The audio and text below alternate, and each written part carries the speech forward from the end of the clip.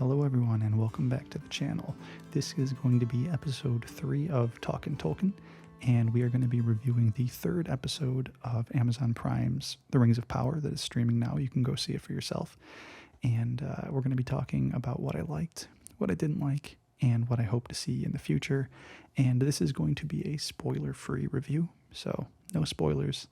I might say some things that give away like where they are physically in the world at certain points. So if you want to go into this like completely blind or not hear any spoilers of any kind, go watch the episode, come back, and I might do a spoiler review a little bit later on in the week. So sit back, relax, and if you feel so inclined, hit the like button, subscribe, comment, and I would love to grow a community here with you guys who love to talk about all the nerdy things that I talk about on this channel. So let's get started with the things that I like.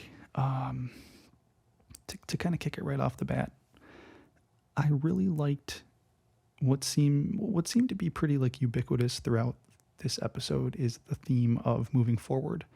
When in some cases it's good to move forward, some cases it's survival to move forward, and some cases it kind of seems a little like, maybe the past does have some things that can lend quality to life, whether it's lessons or thoughts of home, and some of it's pretty subtle. But for the most part, I feel like moving forward is a general theme of this episode, and I really did like that.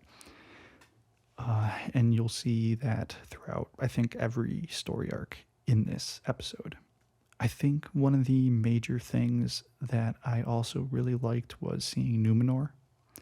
And I won't give away too many details about Numenor and what kind of goes on in there, but if you know anything about the lore, there are some changes, like, for the most part, Numenorians are not 8 foot tall in this, or 7 foot tall or whatever, they're just normal sized people. But, I guess that would kind of be like a budget concern to like have to green screen everyone or do forced perspective on everyone in the city. But for the most part, I think it's a pretty good representation of Numenor as far as, what groups of people believe in what, how people act there, how they see the rest of the world. I think it's pretty interesting. And while they didn't touch on everything that is written in the Legendarium with Numenor, obviously, especially like with how, the state of everything going on there, they do lay a lot of breadcrumbs. There's a lot of hints as to like what could be happening in the future, who kind of believes in what. Some characters maybe are a little different than they're portrayed in the Legendarium, but, I think that's kind of a bait and switch in some aspects. So if you watch the episode, you'll see for yourself. But I think kind of the groundwork for Numenor being set up is good. I think that was beautiful, too, when they enter from the sea, from the Sundering Sea, and they go through like the little pathways into the major city. It looks completely stunning. I think there's like a big, I forget the names of some of the Valar, but there's like a big statue of like one of the Valar, and like water's pouring out of his mouth, I believe. The Valar specifically of the sea. And then they also show, who is it? Elrond's father.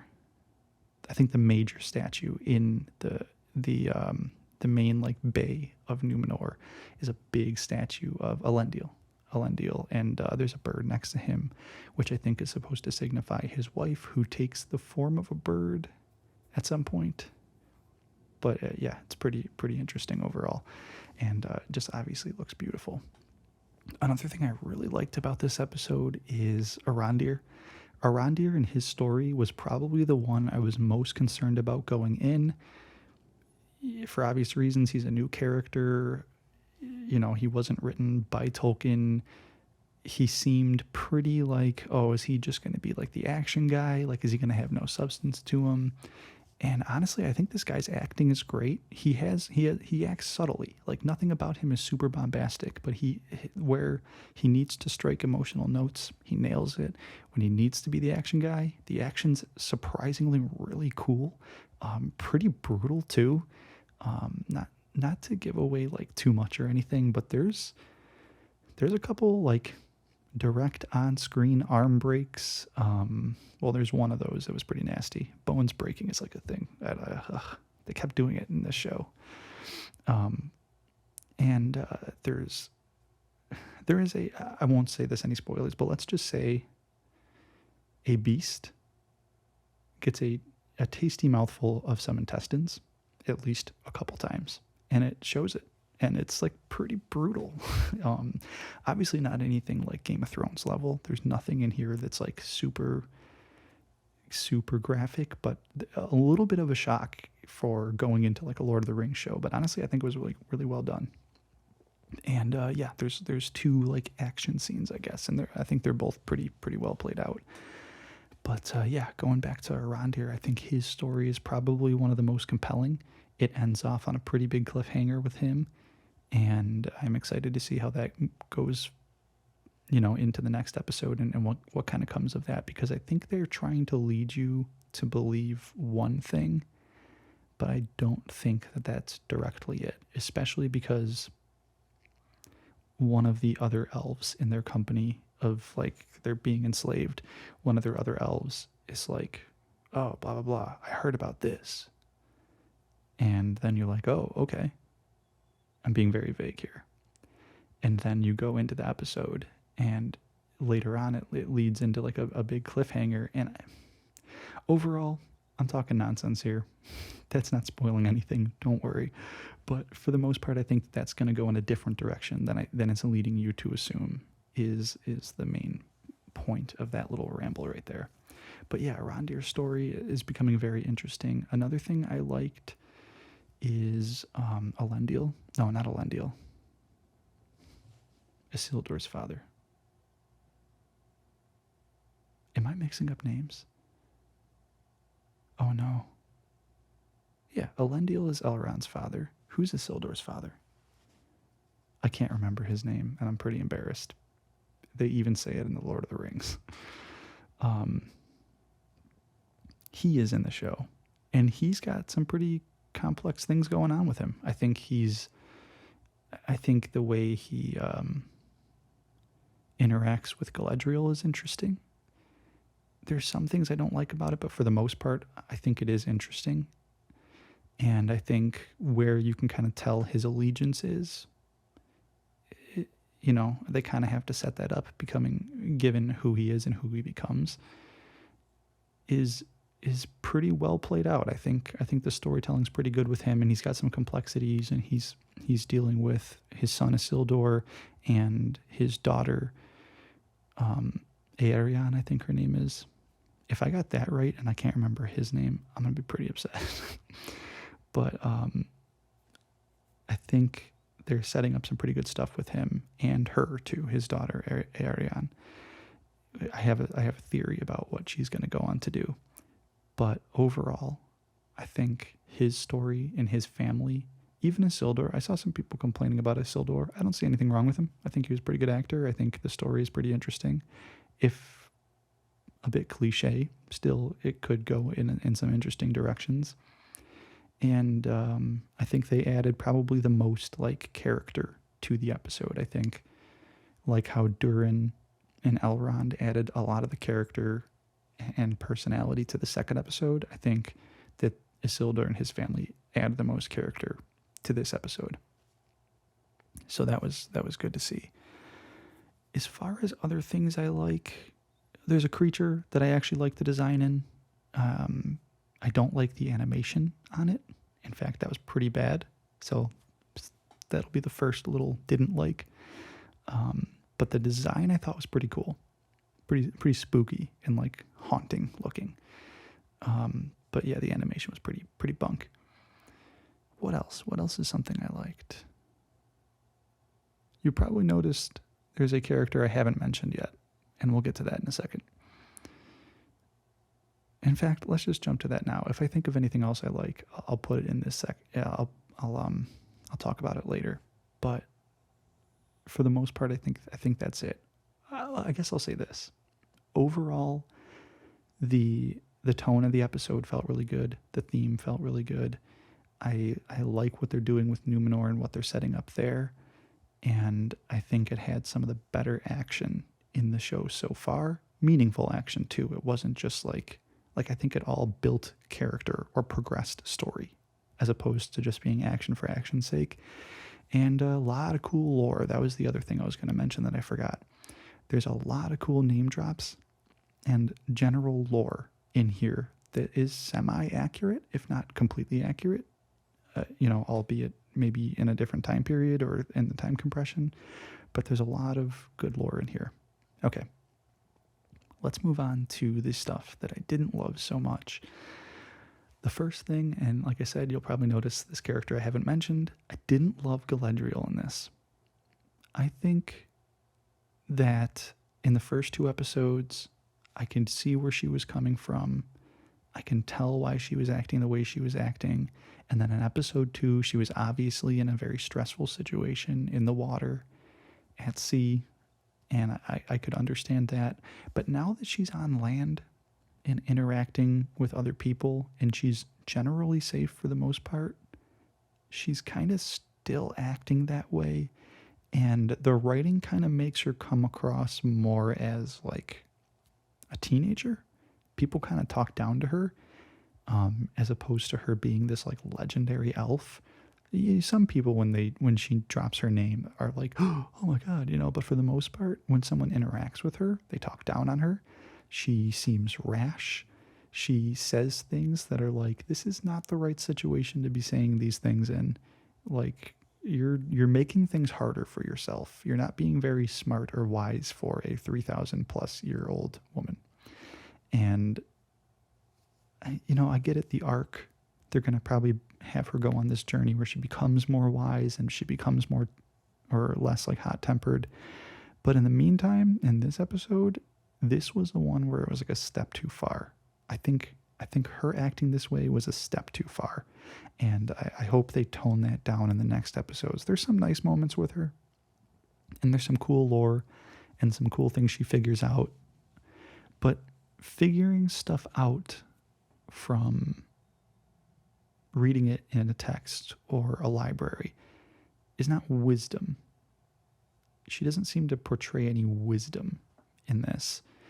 And I really hope we get more Galadriel the Wise, even though that's not like really one of her names or anything, I don't think, but she's wise. She's one of the most powerful and wise creatures in the Legendarium in Middle-earth, period. And we're not seeing that quite yet. And I was hoping this episode would be the one to kind of, okay, the panickiness and the temper, excusable for the first 2 episodes, but now we got to get moving forward with her. We have to get moving forward with her arc. Another thing I didn't like was the general pacing of the episode. I think it is introducing, and I'll say this in one of the negatives, but I think depending on how episode 4 goes, this could kind of be retracted from a negative. What I mean by that is I think they're introducing too much, but if I'm not mistaken, we should have by now introduced everything we need to, and maybe there's going to be a couple more characters coming in and stuff like that, but as long as like episode 4 isn't more world building and more introducing new cities and more introducing 10 characters and more of this, as long as that doesn't happen in episode 4, I think we're in a good place. I think all the pieces and all the cogs are in place. But that being said, if they do that, that'll just make this episode feel even worse because it's still happening. Like there's still just like new city, 10 new characters, and I get it. It's got to happen. But I think they probably could have found a more like succinct way to do it. Which leads me to another negative is in my previous review, I said that I hope it doesn't take the entire season to get to the point. And based on the pacing of this episode, again, this could change by episode 4, but based on the pacing of this episode, especially with the ending and who I thought was involved in the ending, and now after thinking about it for a little bit, believe that that's still not happening yet. Wink, wink, nudge, nudge. I think it's going to take the entire season to get to the point. In fact, I hope the Rings of Power are forged in this season. That would be a bonus. Not really a bonus, but that's a possibility. I don't know. They're taking quite a while, and there's a difference between slow burn and boring. And I think that this isn't boring because I'm still intrigued by everything. It is definitely a slow burn, but with the time compression, there's a lot of stuff they have to get to. for this to make a lot of sense. There's a lot of stuff they have to get to. So that was another kind of dislike. Again, not too many. There's a couple things lore-wise, again, that were a little too different for my taste, but for the most part, I think most of the lore was interesting and intriguing. They name-dropped a couple cool characters. They spoke to a character that they didn't name yet, who I have a good idea of who he is. And, yeah, not too much I disliked. Oh, going back to something I did like, Halbrand. I thought Halbrand was pretty good. There's part of his story that's a little on the nose and a little derivative, but I think that's a bait and switch, if I'm not mistaken. I have a pretty good idea of what's going to happen with this character, and I think I'll enjoy it. I hope. I could be wrong, but I think that character is going to be pretty good throughout the season, or the series, depending on who he is. Yeah, so that covers the likes and the dislikes. Let's move on to things that I hope to see. I hope to see the pace pick up more. I might have mentioned that in my last episode with episode 1 and 2, but now especially with episode 3, we got to get the story moving. We got to get the plot moving. I think everything that they're trying to do in this season, depending on how far into the Second Age they're planning on going with everything regarding Sauron, I think is in place, and it is now time to move forward. They didn't really move the Stranger thing forward too much, and I hope to see that happen. And yeah, I guess you could put this as a negative too, but the Harfoots, this was the first episode I was really starting to be like, okay, let's move forward here. We don't need to be laughing at ways people died and stuff like that for too long here, which is something they do. I get it. It was probably more in like, I'm coping. This is how I cope. But yeah, anyways, I think they could have done a little better job of speeding up that plot line, and that's my hope. My hope is that we just get the ball rolling. Another hope I have is for a major thing that has not yet been introduced to be introduced very soon. There is something they did in this episode where you think that's it, but I don't think so. Now that I've watched it and now that I've thought about it for a little bit, like now that I'm thinking about it,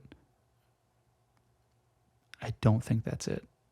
So I hope that what I'm referring to does happen soon, because we are about to be, by the end of next week, we will be 50% through this series. And I know a lot can happen in 5 episodes. We got 5-hour-long episodes. We have 5 more hours of this.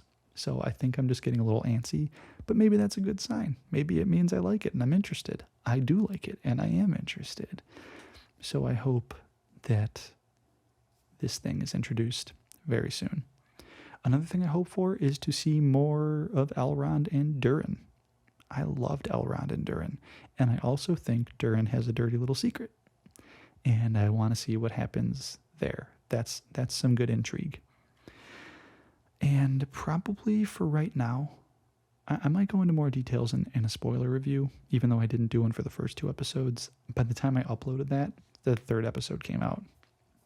So I might just do like a spoiler on 1 through 3. But I'll talk about this a little bit more. I'll talk about more in that. But I think for the most part, that's all my hopes, except for the big one, is Galadriel. I am, for the first time in the series, a little disappointed in how they are doing Galadriel. And I hope that they start mending that pretty quickly. I don't want to see a bratty teenage version of Galadriel.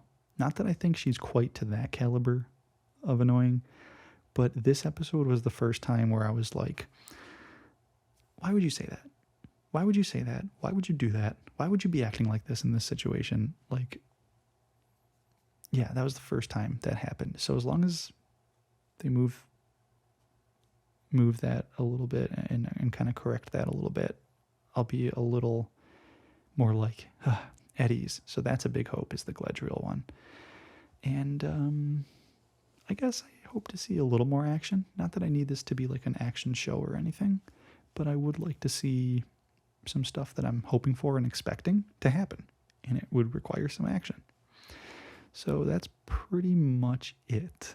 Sorry for the rambly video. I just wanted to sit down and record this. These are kind of just like my initial shot, or my initial thoughts after seeing it, and kind of thinking on it for a couple hours and stuff like that. And I'm just trying to think of if there's anything else major that I have to say. I hope there's nothing I like majorly overlooked, but we covered the Harfoots, Numenor, Galadriel, Arundel, some action. Yeah, I think that's about it. So let me know what you guys think in the comment section down below. I would love to hear your thoughts on it. Yeah, like, comment, subscribe. Again, I really want to build a community of people here and have engaging conversations with them and with you guys in the comments. And yeah, I'm excited to talk Tolkien and to talk nerdy things. As far as what else you can expect on this channel moving forward, I have a couple Lego build videos I'm going to do, like Harry Potter brickheads, and I have some keyboard typing videos. I got this like really awesome keyboard that sounds amazing, and Talkin, if you will. I'm going to do a couple typing videos while I'm actually typing up other scripts, even though this video is not scripted. A lot of times I do script them.